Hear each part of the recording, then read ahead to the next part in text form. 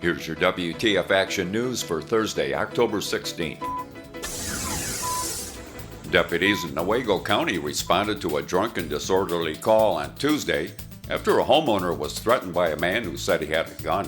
When deputies responded, the 46-year-old man fled and drove home where he barricaded himself inside with his wife and 3 young children and refused to cooperate.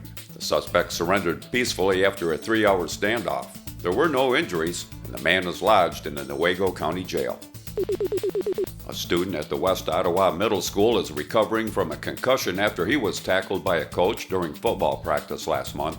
The 13-year-old says the incident happened during a routine drill in late September.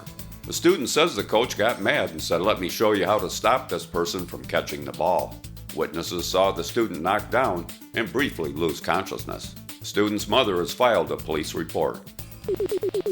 A semi-truck crossed the median into oncoming traffic on I-96 near Monroe Avenue in Grand Rapids Tuesday afternoon. The semi was heading east when the 59-year-old driver had a medical issue, which caused him to lose consciousness. The truck crashed through the median, crossed lanes of oncoming traffic, and veered off the road into an embankment.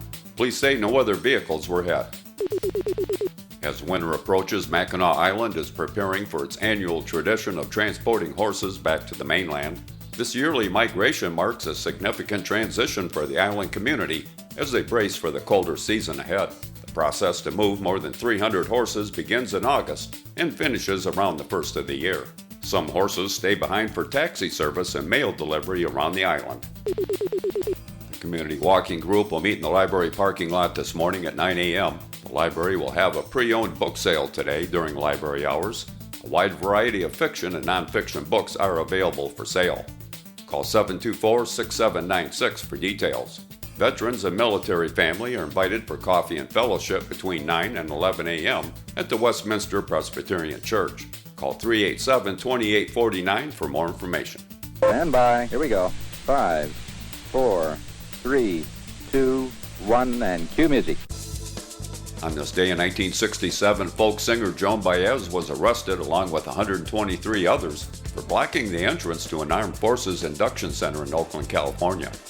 Emil Ford was born on this day in 1937. He was a singer for the Checkmates and also a pioneering sound engineer who was responsible for creating a backing track system for stage shows. First used in 1960, it provided a basis for what became known as karaoke. Ford died in April of 2016. Sunny skies for Harrisville and the entire WTF listening area with today's high temperature near 59 degrees. Northwest winds at around 5 miles an hour becoming northeast this afternoon. Showers are likely overnight with a low in mid-40s. Showers continue into Friday, mainly before 2 p.m., with a high near 61.